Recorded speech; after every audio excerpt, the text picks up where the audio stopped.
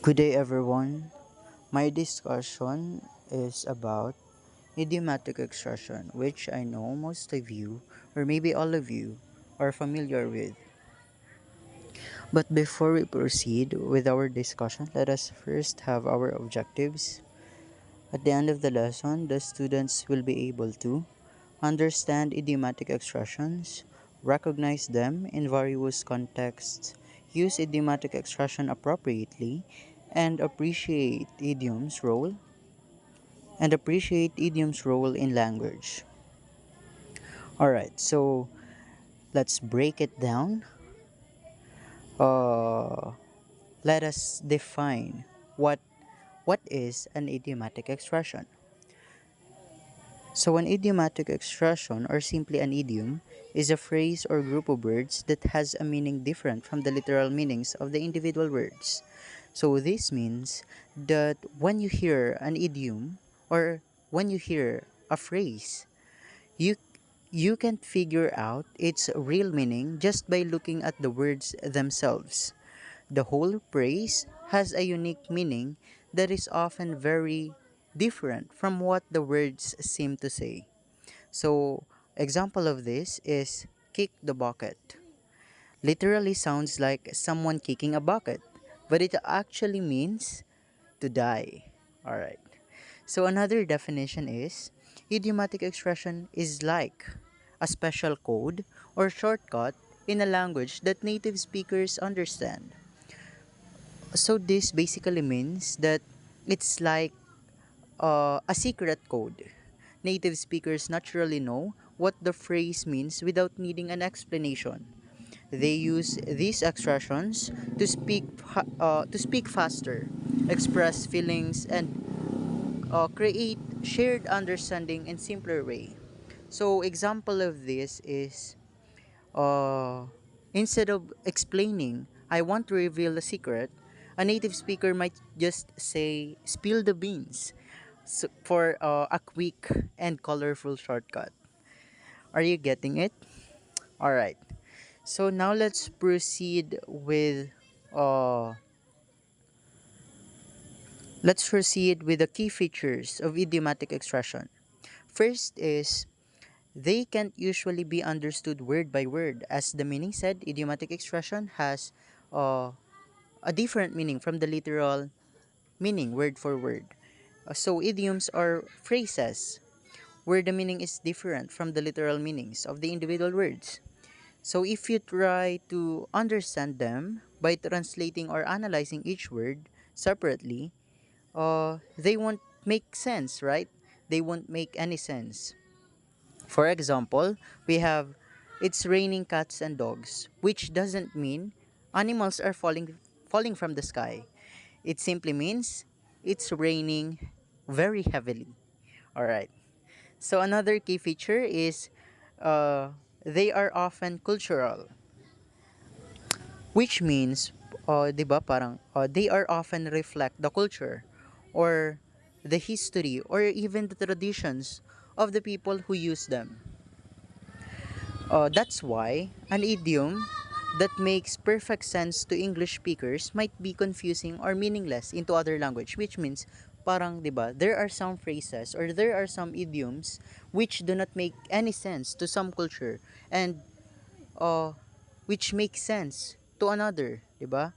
There are idioms that doesn't make uh, any sense pero they are often used to some uh, culture. Example of this is break a leg.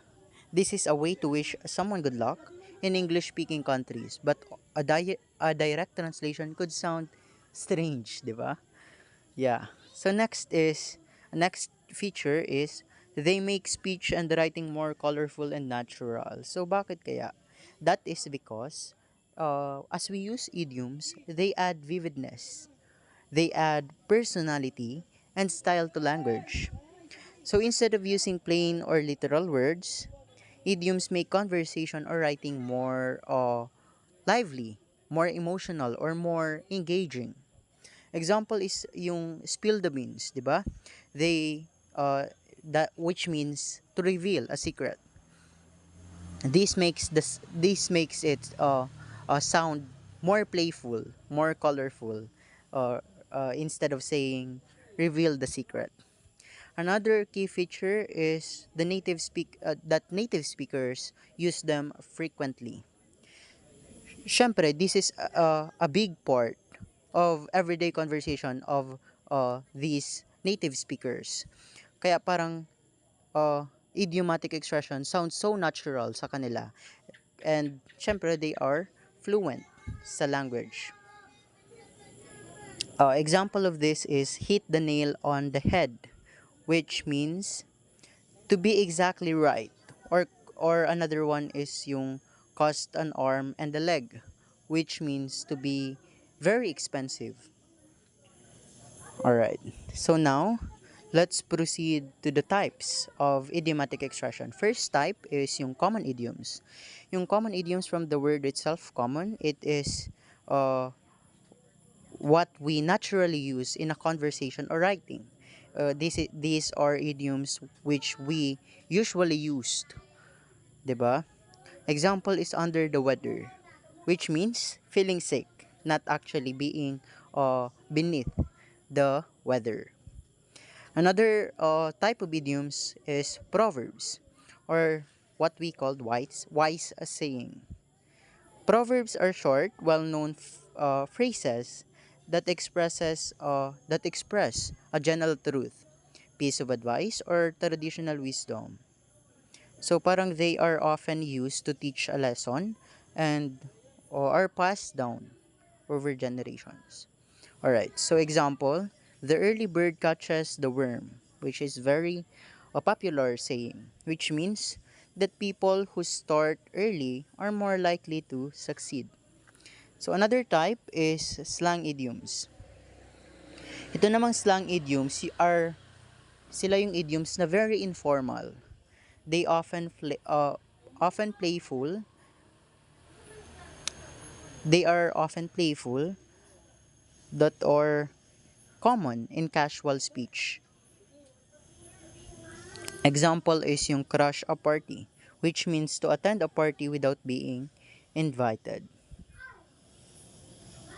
Next is phrasal verb. Ito namang phrasal verb, it is the combination of verb plus the preposition, which creates an idiomatic meaning.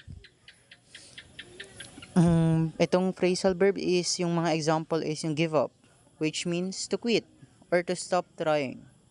'Di ba? Not literally to give something upward, 'di ba? Yeah. So these are the reasons why you should learn idioms or idiomatic expressions. First, they help you sound natural and fluent, just like native speakers, 'di ba? They sound more like they 'di ba parang to sound like a native speakers who learned the language from textbooks. Idioms add flow.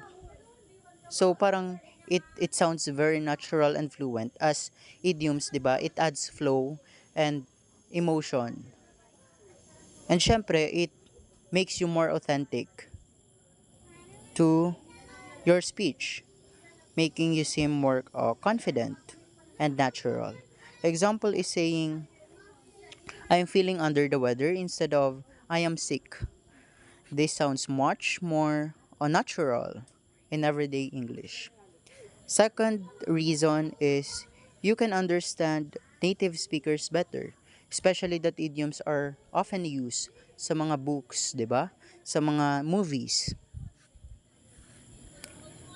Example nito is yung I'm all ears, meaning I'm listening carefully.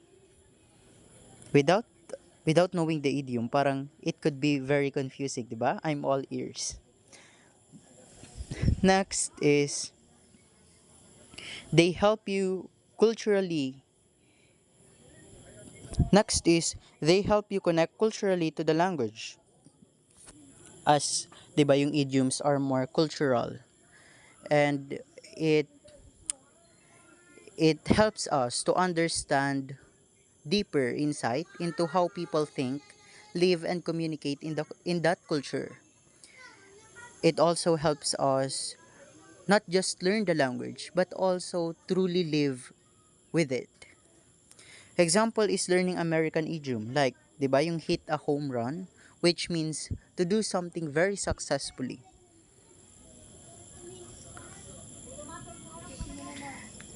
So I would like to share with you uh some of the idiomatic expression which I know.